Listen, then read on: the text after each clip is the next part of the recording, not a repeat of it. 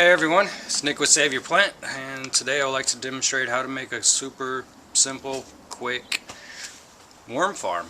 I've been doing worm farms for about 7 months, 8 months now. I harvested over 4 quarts of worm castings in just that short amount of time. Typically it takes the worms, say, a pound of food. It takes them about 2-3 days to completely devour that and turn it into some rich compost. You let it go longer, you can harvest the worm castings. They're very beneficial nutrients, high beneficial microbes, and it's super easy. You just toss your food in, your kitchen waste, your garden waste, and it's gone. That's cool, huh? Alright, let me show you what I got. What I'm going to use to build another worm farm. This one is going to be smaller, so this one is going to be for inside the house, right at the kitchen. This is just a foam cooler. I found these on Craigslist from a lady that has, what do you call it?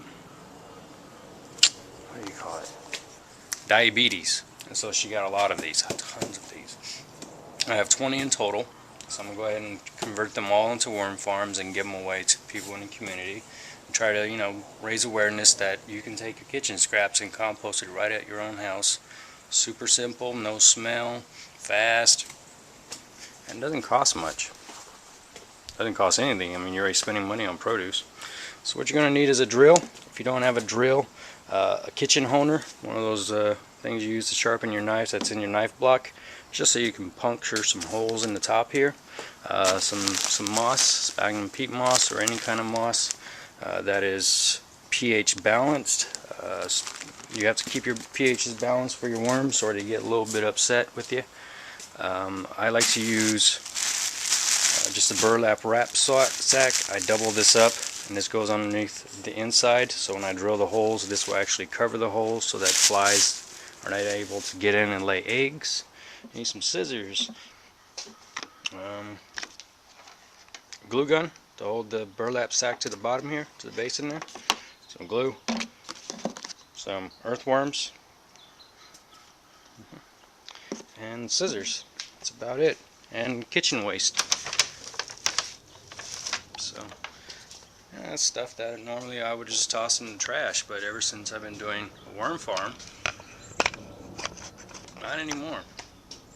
And I don't have trouble with flies, I don't have trouble with smell, I don't have trouble with too much moisture. I keep everything in a perfect harmonious balance, and it's very easy to do. So I'm going to continue with this series and show you how I adjust and make adjustments when needed. Alright, so let's get started. Alright, first thing, drill some holes. This is a 3/8 inch. This is a 3/8 bit. Doesn't matter what size, but you do want at least a good, a good thickness here, a good size, not a tiny one, because this is foam. And if you go too small, what's going to happen is the foam is just going to, close that hole up again. So inside is nice and clean. You kind of want to get an idea of where your rim is.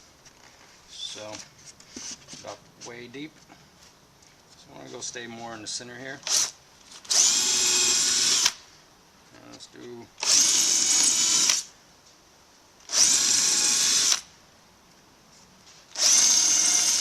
Now these air holes are also for, not just for giving your worms some air, it's to also aerate your material inside so that you don't have an imbalance in moisture. So this will also allow moisture to escape.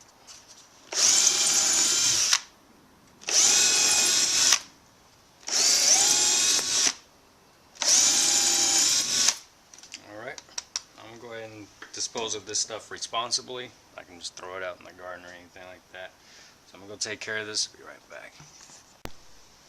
Alright, now that I have my holes pre-drilled, here's 1, 2, 3, 4, 8, 12 holes total. As you can see, right in the center, didn't come over to the edges. Next is the burlap sack. Once again, this helps keep flies from getting in and laying eggs. If you do come across, flies getting in and laying eggs, that's quite alright. Just close up the holes, put something on top of it so they can't get out, and it kind of balances itself out, gets snuffed out. So like I said, I want to do this, I want to overlap this in two. So I'm just going to go ahead and take a length, cut it all the way like so. Take this section over here, double it up. As you can see, that'll make it a lot harder for flies to penetrate versus just one layer. 2 layers really closes it in so that flies cannot get in. Alright, so we're going to go ahead and put this on like so. I'm going to give it a little bit of a trim and then take my hot glue gun and put a bead all the way around. Get right back. Alright, so let's go ahead and attach the burlap to the base here, to the underside of the lid. Now, one thing I decided I want to do this time actually is because I've done these many times and I've noticed when I only glue the sides, the center kind of does like this on the inside. So what I'm going to do is I'm just going to take some regular old wood glue. Doesn't matter what kind of glue, it doesn't need to be wood glue. I'm just going to add a bead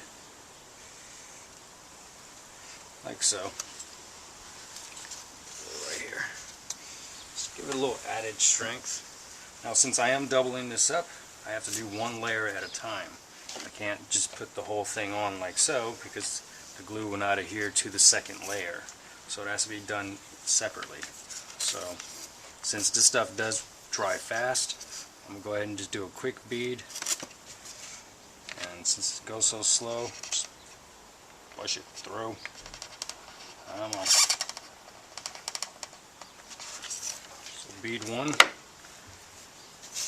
and press this on hot, like so.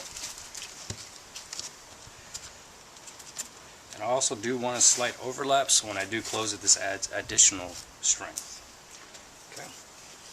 Go ahead and roll this over. And quickly do 2 lengths all the way along the sides here.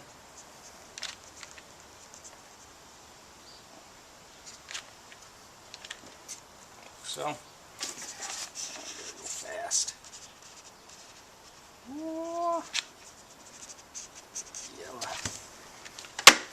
Alright. Roll this over. Come on, work with me, buddy. Get that in there. Just attach it. There you go. Alright. Now for the final side, I'm going to roll this back over. Do one last bead here. If you don't have hot glue, feel free to just use regular glue. You can also use pins, safety pins, or thumbtacks would also work. Alright, so I'm going to go ahead and do the exact same thing for this side. Start here with my bead, sides, and then finish. Alright, so with that part done, it's all glued, ready to go. Just going to let this sit and dry a little bit. I'll let this glue, the actual wood glue, let that dry a little bit, but as you can see, fits on nicely.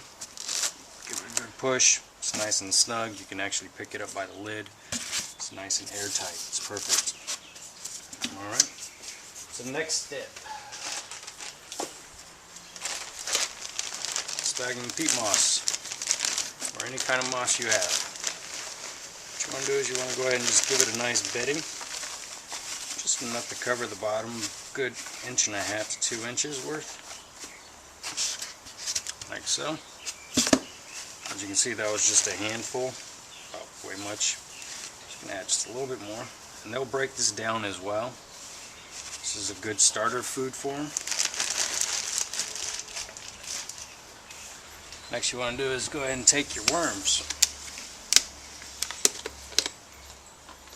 Let's see what they look like in here.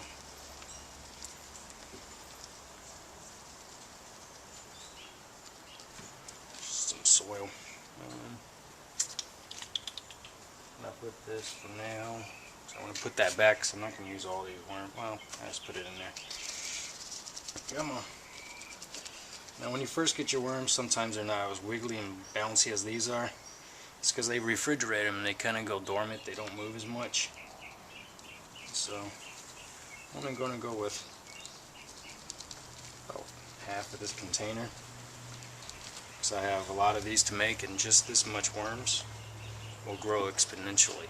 This probably right here is probably only 20 worms, and about a month and a half time it'll be 40 or more, 50, 60. It'll just multiply like crazy. Another thing you want to look at is the quality of your purchase. Are there egg sacs? Right there is an egg sac. Okay, so this is a good handful with plenty of sacs to keep it going. Also, what I'm going to do is I'm going to go ahead and take some of my harvested worm castings, which also have soil mites. Soil mites also help decompose organics. They do it at a much faster rate than worms. They break down a lot of the organics so that the worms can actually benefit from it. So this gives it a good pre-breakdown. Also, there's worm castings and beneficial bacteria that is developed over time. So I'm just going to give it a good jiggle of this. So add some good soil mites, which do not damage your plants. So you can put this right into the soil. It's not going to harm your plants. You see them most of the time when you see a tomato drop, you forget about it and you go pick it up, and half of it's eaten already. It's from the soil mites. Very beneficial insects. So as you can see, that's what I have going right now. So I'm going to go ahead and spread it around a little bit. Just take my hand, spread them out. Now you can also add some compost to this straight from the bag. I have some down on the ground here. I will probably definitely add some in here just to give it a little bit more of a bedding. Okay, now I'm also going to go ahead and feed them. I have some kitchen scraps sitting right here, so I'm going to go ahead and give them their first feeding. Alright. Alright everyone, so I'm going to go ahead and give them their first feeding. This isn't necessary, but this will add a lot of good moisture in there because the soil is dry, the moss is dry. We need to get some moisture in here. And you don't want to use water from the tap. It has way too much chlorine. Also has, chlorine. Kills all the beneficial bacteria you put in there. And it's not pH balanced. So, if you ever have any moisture problems, always pick out a cucumber, a small melon, a small watermelon, cantaloupe, something with a lot of water content to it, because the water inside that fruit is already well balanced. Okay, so this is a cucumber, carrots, some lettuce, bok choy. Here's some of that cucumber right there, and it doesn't need to be finely chopped. Here's some of that bok choy, just good enough so I can render some of that moisture out, and also make it easier for their first feeding. Alright. So I'm just going to do that much. That's a good amount. I have more of these to make, so I'll go ahead and put that to good use in a minute. Alright, so there's my slurry. I'm going to take my hand, spread it out evenly across the top here. Now you can also add paper in here. Paper is a good way to soak up if you have too much moisture going on. The way you test it is you take a handful of this stuff, after it's been broken down and it's been sitting, and you want to see if you got too much moisture in there. You can grab a handful of this, give it a light squeeze. If just a little bit of water, just drip, drip, drip, it's perfect. If it's squeeze it and it clumps and squeezes out lots of water, it's too wet. Alright, so now that's in there. What we'll do is take some more sphagnum peat moss. I'm going to layer this right on top. Now with each feeding, what I'm going to do is I'm actually going to pull the sphagnum peat moss to the side. So right now it's covering the food I just added. So when I want to add more, I'm just going to pull this to the side. And even just take it out, add my food, and put this back on top. This will also help eliminate flies and any flies. That seems to be the biggest concern with worm farming inside your house, is flies. Okay.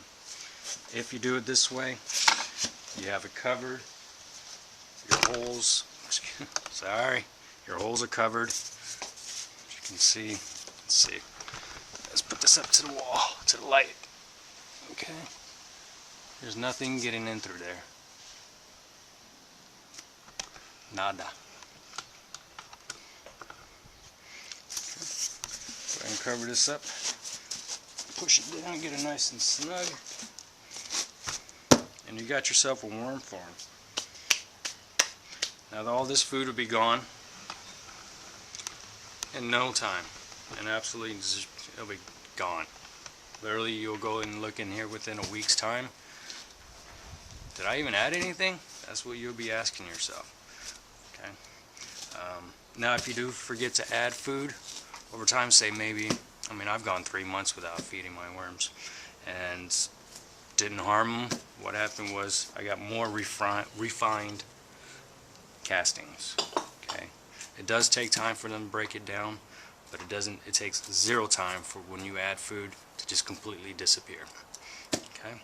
So also, kind of pace yourself as you add food. That'll also help eliminate any kind of fly problems if you're not overloading more food than what the worms can consume in a period of time. Okay, this box, since it is a starter, I'll add food once a week. About the same amount I added, that was probably about a half a pound of slug, or sludge, not sludge, vegetable slurry. Alright, well, if you have any questions, comments, feel free to leave them in somewhere, wherever you put them. Happy worm farming, people. It's easy. Peace out.